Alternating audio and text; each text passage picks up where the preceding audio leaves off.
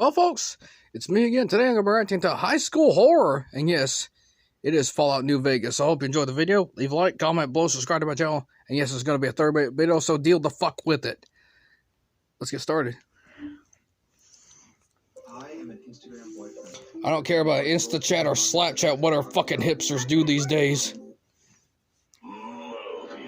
Mo. I do so love custard. Huh, mad like y'all are? Oh, well, you know, it's the Democratic Party. Do you comprehend, commie animal? How much like y'all are. These look like a collection of round earthers. Well, y'all starting to sound like it. You have no crazy eyes. A crazy eye sound? Of course I do. If you knew how much of a boomer Joe Biden really is. Woo! Oh, I'm gonna be reacting to. We got to know each of the 5 think tank Oh, scientists a little better. I'm gonna be reacting to a Razor Fist video on on why creepy Uncle Joe is back. Oh, just when you thought the demon Hillary was gone, but no, she's back from hell. But for now, we need to continue searching for the 3 pieces of technology Dr. Klein asked us to retrieve. In episode 2, we successfully retrieved the X2 antenna. I laugh as the enemy destroys themselves. The X8 facility to finally retrieve. I consider it as bad comedy. I'm like, Coronation Star Scream. This is bad comedy. Megatron! It's easy to find. To find it, we just walk the concrete path east. Come, there's no point in dying at the hand of a king. On the X7B Boomtown target zone. This ruined town is right out. And Joe Biden, it's funny, his logo, the logo on his bus that literally says no malarkey. Fucking hipster right there, buddy. It's right there. It's in the fine print, right there. Tank needed live human specimens to test on. Even though Vault-Tec seemed to be able to test on Americans with impunity, The nukes were an inside job. Had to jump through a number of governmental hoops. So what they ended up doing is rounding up Chinese American citizens and incarcerating them in concentration camps. If you only knew how corrupt our government truly is. They then made cities filled with these incarcerated Americans and tested upon those cities. The ruins we now explore are likely the ruins of one of those cities formerly inhabited by Chinese American prisoners. The place is highly irradiated. Without a hazmat suit, we will get advanced radiation poisoning extremely quickly. We see craters dotting the landscape filled with green goo, and some of them still have undetonated shells inside. We find one sitting in a pool of green goo, and on it says Saturnite. We recall that Father Elijah said something about Saturnite technology. Is this concrete evidence that the Big Mountain scientists were indeed responsible for shelling the people who lived here? Exploring the ruins is profitable. We loot dozens of containers and can walk away with quite a lot of loot. In one of the houses, we found a Nuka-Cola victory line on the ground. When done, we can continue east to explore the X8 research Sorry, folks, I dropped my The remote center is again. surrounded by a large concrete platform with a bunch of ruined vehicles on top. Looks like some of these trucks were in the middle of delivering something to this facility. When the bombs dropped, we found lots of containers and crates in the back of them. Okay, now I'm back. This is dangerous. A lot of lobotomites and night stalkers attack. Oh, well, you know, it's the modern SJWs. Dr. Boris in yesterday's episode that he was the one responsible for creating both Cazadors and Night Stalkers. Well, if we found Night Stalkers here, I guess it's likely that we'll find Cazadors as well. But these lobotomites that attacked were great news for me. On one of the corpses I found a .44 Magnum revolver. Exactly the kind of weapon my character is spec'd into. At last I finally feel fully armed. After clearing all the enemies, it's important to explore every nook and cranny around this building. We find a whole lot of duffel bags, lockers, containers, and even shells littering the ground. When we're fully satisfied that we've explored everything, we can at last enter the X8 research facility. The reason we're here is because we need to find the force field disrupting electromagnetic pulse wave upgrade for the sonic emitter. This is the frequency that's going to allow us to destroy force fields. To do so, the quest log tells us that we need to begin something called an institutional test at the X8 test terminal. So, we gotta find this terminal and start the test. We find a... Look, gang, I'm gonna skip over a few things since y'all seen some of this stuff in previous videos, but right side of it is that our society is in decline because, let's just say, a bunch of globalists are at hand. So yeah. Okay. Magnificent Cazador. Enough about me. It has come to my attention that many of you seemingly innocent children have been subverted by red propaganda. Well, y'all are dishing out. Well, y'all are dissing it out. So yeah. Requiring the most serious of detentions. Can you spell detention? I'll tell you how I spell it. Death tension. Commie Pico traitors. Oh. Now I will send vicious cybernetic cyborg dogs through the corridors to weed all you traitors out. They will Well, you're the one to talk. you have chosen the commie path. Especially you, Betsy Bright, who turned me down to the high school dance so you could smoke with Richie Marcus. Okay, boomer. Monitors will also be vigilant. Step outside during class, and they'll make sure you make a speedy jump back to your desk. Hold your urine and wait for the proper bathroom break time. We see that Dr. Boris has recreated his high school from his youth. He was bullied so severely as a child that he has made himself principal over this fake high school just to feel better about himself. How sad. Now we see the force fields in action on some of these display cases, but our sonic emitter can't deactivate them yet because we haven't retrieved the right frequency. As we continue forward, we also see... Look, we've all been through high school, so deal with it. Take the long way to complete the challenge. There was a terminal on the wall in the first room where we entered, but we can't access it yet. This must be where we... If you only knew how much socialism is within schools, you would say, "My God, our country needs help." Get attacked by a turret and a military cyber dog. At the end of this hallway, we hear the wild wasteland noise.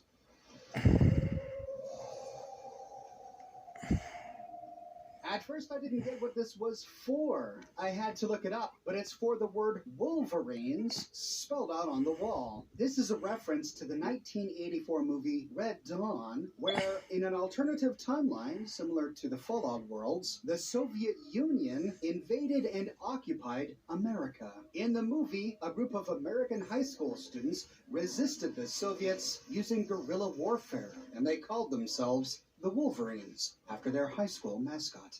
Now, we heard in that pre-recorded speech from Dr. Boris that he referred to himself as the principal. This sparked a memory. In my video on The Survivalist, during my series on the Honest Hearts DLC, we learned from one of Randall Clark's terminal entries that when he first discovered the children who grew up to become the Saros tribe, he overheard them talking a lot about a man called the principal.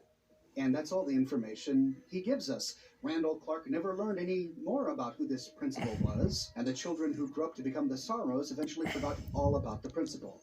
But here we are, one DLC later, and we find Dr. Boris referring to himself as the principal, lording over a fake high school he created to conduct experiments using captives.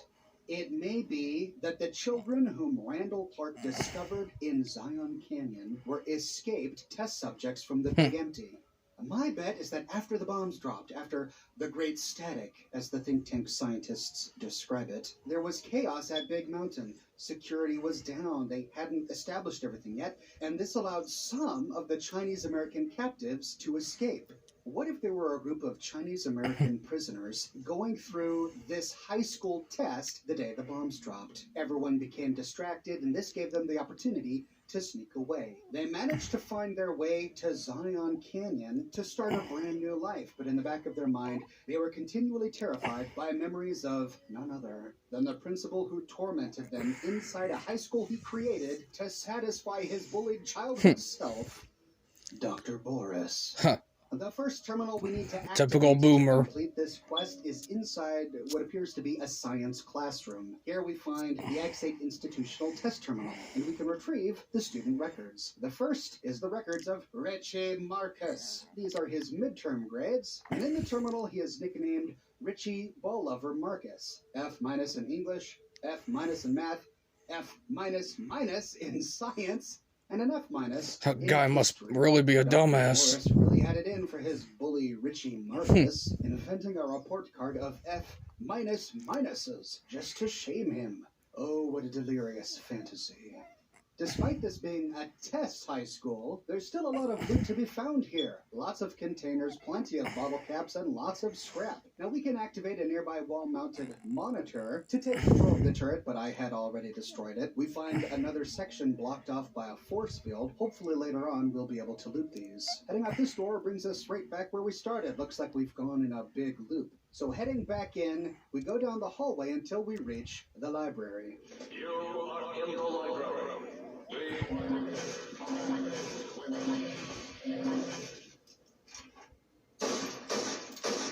Kill the bastard! In the library, we kill a bunch of lobotomites until we find a terminal in the northwestern corner. On this terminal, we can retrieve some records where we find the records of Sherry O'Bannon's schedule.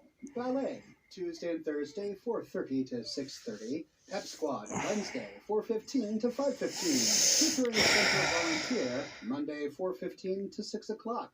Okay, well, this is a little confusing to me. Dr. Boris hasn't complained about anyone from his childhood named Sherry O'Bannon, at least not that I recall, and this entry doesn't seem to be insulting. You'd think that if Boris was going to make up a schedule for this person, he would make up something humiliating, like he did for Richie Marcus, the ball lover. Maybe this Sherry O'Bannon person was someone he remembers fondly from high school. Maybe a girl who treated him well. After looting the place, we see some cyber dogs appear from an opening to the northwest.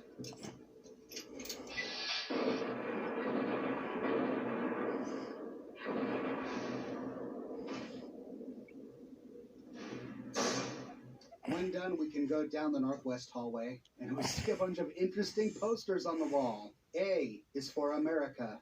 B is for bomb. C is for commie. D is for dirty commie. America. The hallway is blocked off to the west, so we turn north to go up some stairs to floor number 2. This brings us to a locker-lined hallway with a bunch of randomized loot, which ends at a door to the south. This brings us to a ledge overlooking the library, guarded by a turret and a cyber dog.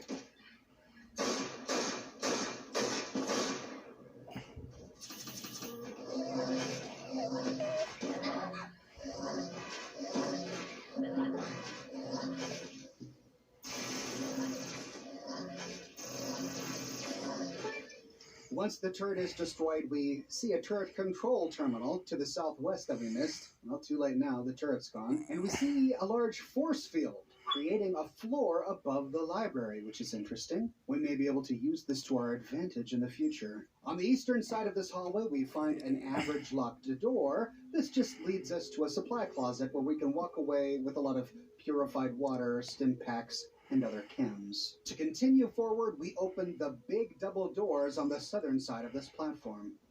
Down at the end of the hall is ball storage for jocks who like balls, like Richie Marcus. Did you hear me, Betsy? Richie likes balls. Huh. Subtle. Gay! Very subtle. As we creep through the doors, we see 2 cyber dogs crawl forward. Once they're dead, we see the exit to the east, but we need one more terminal, so heading west, we can go through a door which leads us to a room with some sort of locked gate. Next to the gate is a desk, and on the desk a terminal. Inside the terminal, we find the next student records. These belong to Betsy Bright.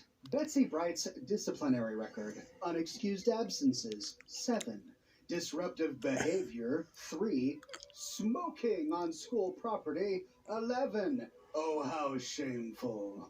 With that, we complete this portion of the quest Typical. and retrieve all 3 student records from the facility. As soon as we read the final record, we get attacked from behind by more cyber dogs. And at last, we can unlock the gate. Here we find a room filled with balls. Oh, so it wasn't a euphemism. I was talking about literal balls. That's right, because this is the coach's office, and Richie Marcus must have been a jock. Got it, okay. We don't find much here but a BB gun and minor bits. Yeah, bruh. Like, I collect balls and shit like that. Fuck you, hipster.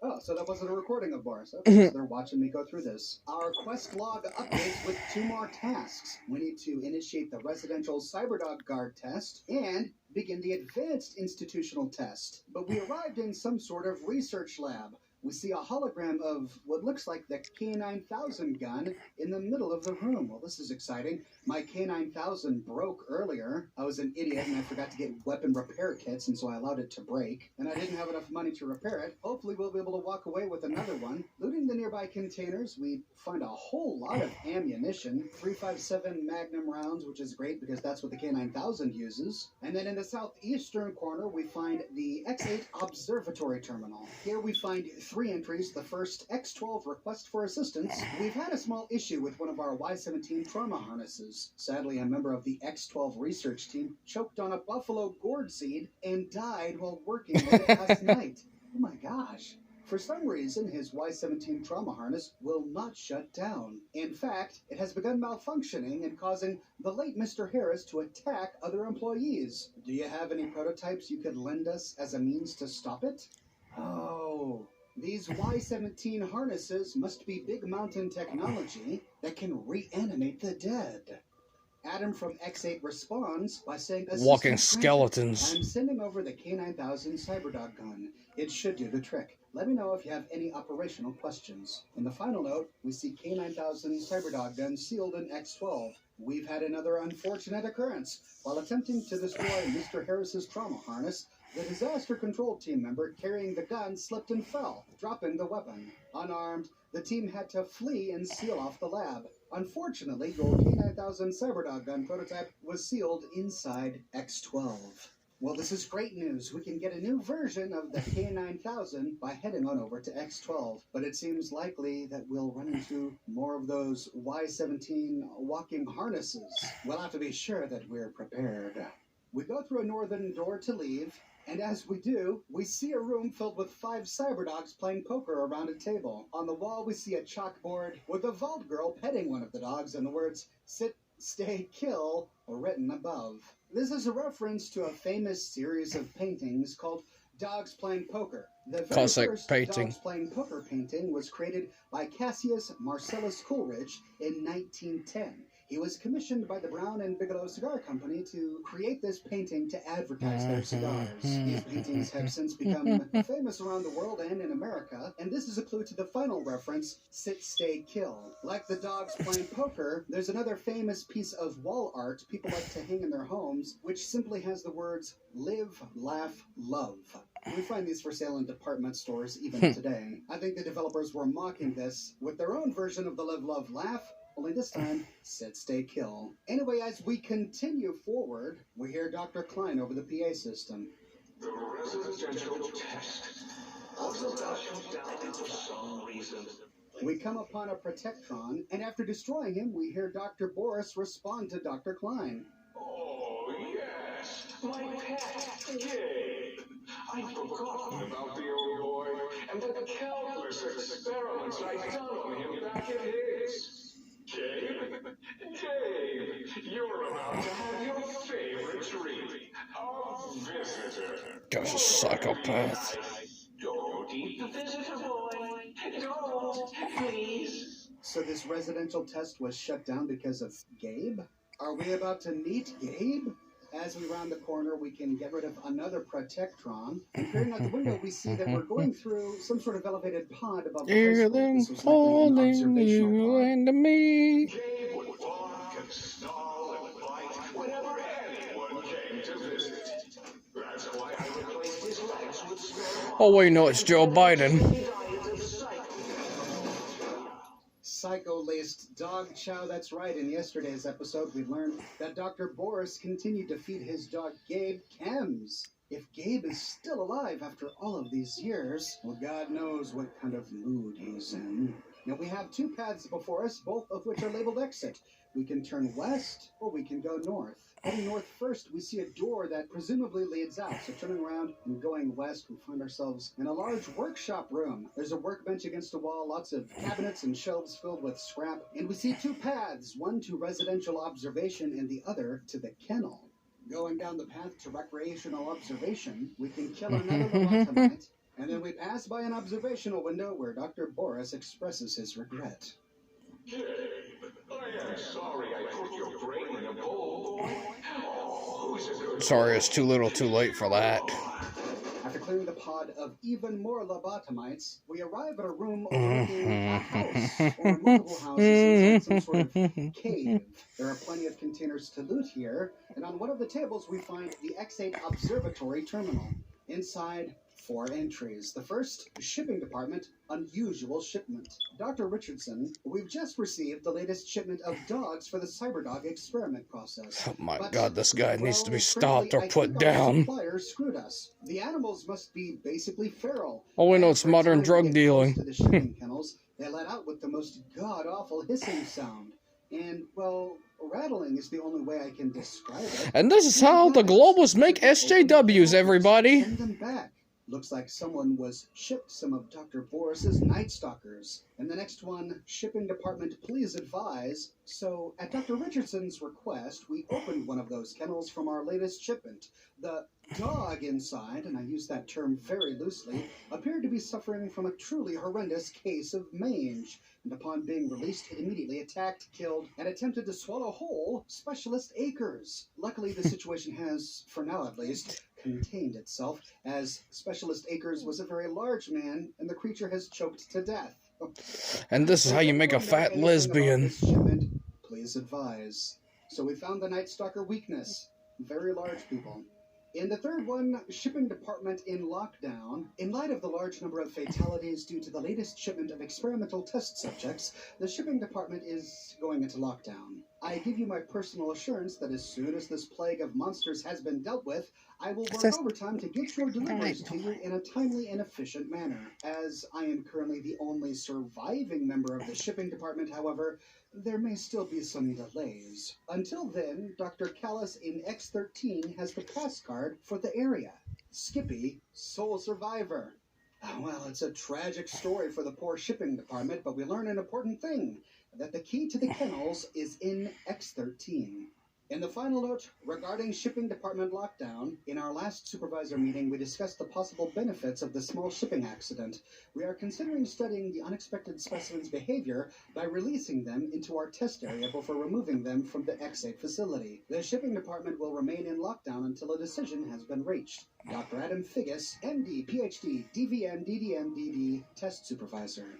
On the table next to the terminal is the dog and lobotomite splicing experiment holotape, which we can use at the splicer. So Dr. Boris accidentally sent some of his Night Stalkers to the X8 facility instead of dogs like he was supposed to. And after killing most of the shipping department, the key to the kennels was sent to X13. But the X8 staff decided to take advantage of the opportunity to run yet another experiment. In place of the Cyberdogs, they wanted to do the high school test again, but this time with Night Stalkers.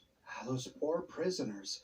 But it looks like they never had an opportunity to run this experiment, which I guess means that the facility is set up for us to run it. Out of this room, we find a hallway to the kennel. But the door to the kennel is locked. Okay, we need that key from X13 to unlock it. So, heading back the way we came, we can exit the observation area to the testing room where we started. To continue, we activate the X8 test terminal. We can then go through with the second portion of this quest by choosing to enter the residential Cyberdog guard test. However, we learned that the parameters of this test are incomplete. Beware of dog. As we exit, we hear the rooms behind the door rearrange themselves to accommodate the new test.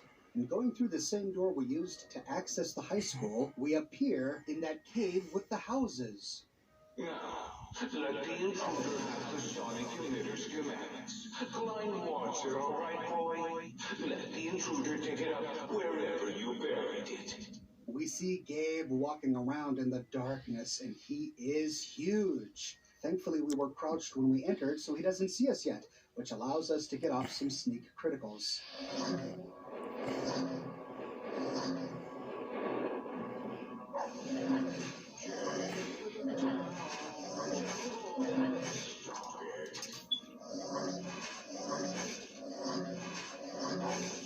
After an intense battle with our sonic emitter, we finally kill Gabe.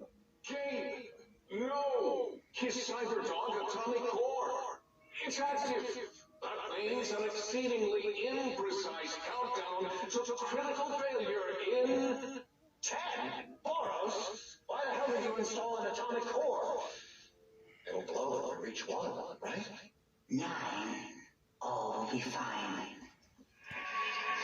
Oh, wait, no, it's Elizabeth Warren. 7. Yes, 7. 6. Halfway to destruction, measured in clicks. 5 by 5. Someone's coming in line. 4, as in forbidden. Do you hear me, think tank? It is I, Mobius, hacking your frequenosity. Mobius. 3, as in we. As in we are in trouble. That didn't rhyme. 2, as in too late. And 1, as in Mobius has won. I hope it's glowing up right now in your faces. After that cacophony of information, we can finally use our shovel to search the ground for that sonic emitter that we read about. Now, there are half a dozen or so digging spots around this cave where Gabe may have buried the sonic frequency, and its placement is random from game to game. So it pays to explore everything. On Gabe's body, we found some unique loot.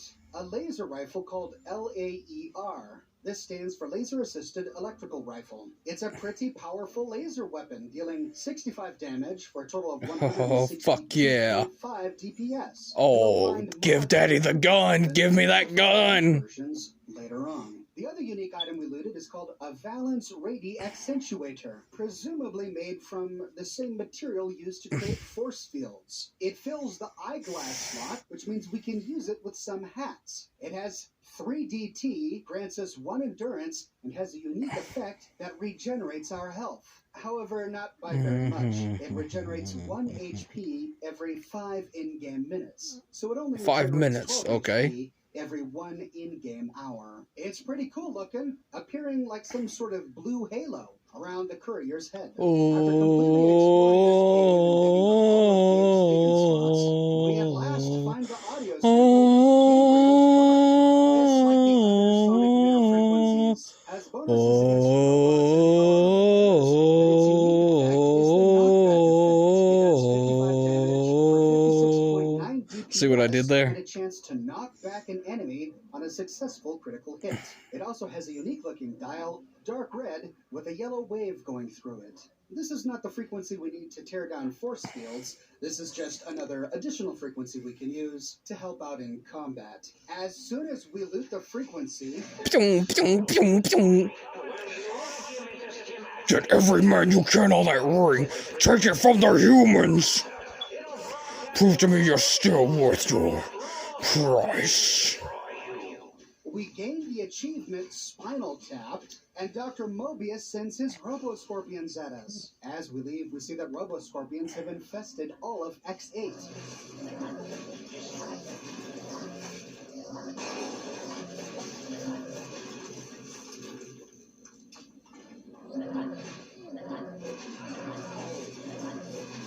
If we kill Gabe and return to Dr. Boris, he says, So, you put down Gabe. Thank you. A scamp, but really, his highly augmented combat programming could have proved meddlesome. In any event, thank you for putting him down. One My last God. test subject to catalog and sort. Clearly a failure of Doggy's cybo-engineering. but it's also possible to retrieve Gabriel's bark without killing Gabe. It's pretty tricky to do so. We have to remain stealthed while we dig up all of his digging spots, and then we need to hightail it out of there as soon as possible before the Robo-Scorpions that Dr. Mobius sends kills Gabe. But if we are successful, if we return to Boris with Gabe still alive, he says, Thanks so much for sparing Gabe. I know he's really quite killable, which is why I had to augment him. But you needed none of that. You're quite elusive, or fleet-footed, more so than our old mailman. He didn't get far before Gabe caught him. with the So anyway, folks, hope you enjoyed this video. Please do leave a like and comment below. And please, for the love of the Lord, subscribe to my channel. And please do follow me on Amino and TikTok. And next video is gonna me be reacting to Razor Fist once again. So I'll see you then.